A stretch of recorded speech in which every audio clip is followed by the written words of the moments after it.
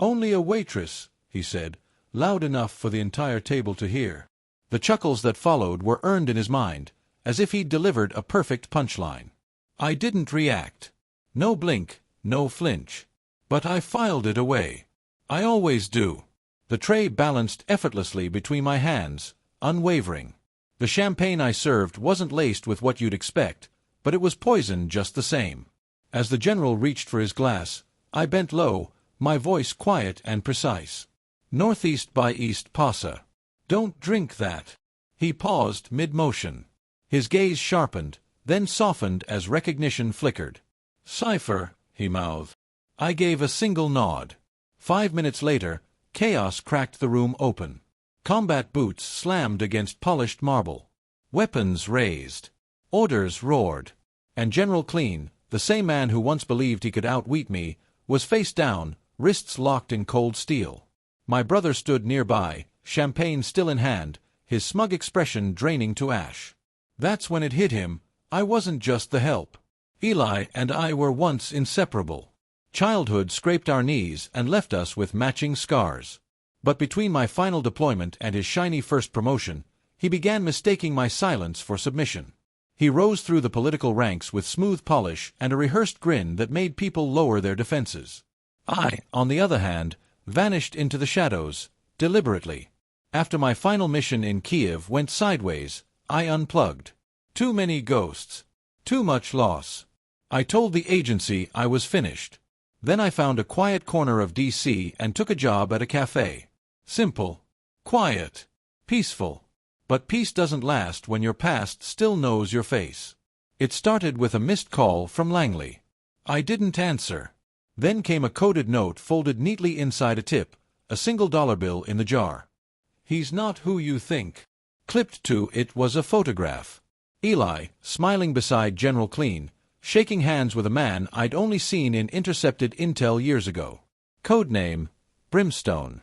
International arms trafficker. CIA priority target. Disappeared in 2021. Now alive.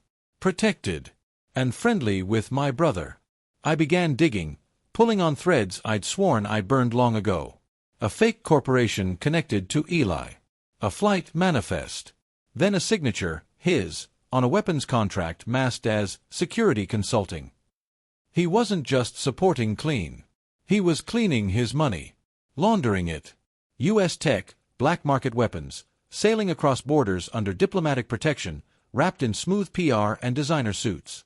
And it all tied to Clean's network. A network I once studied. One I knew how to dismantle. I didn't cry. I didn't yell. I prepared.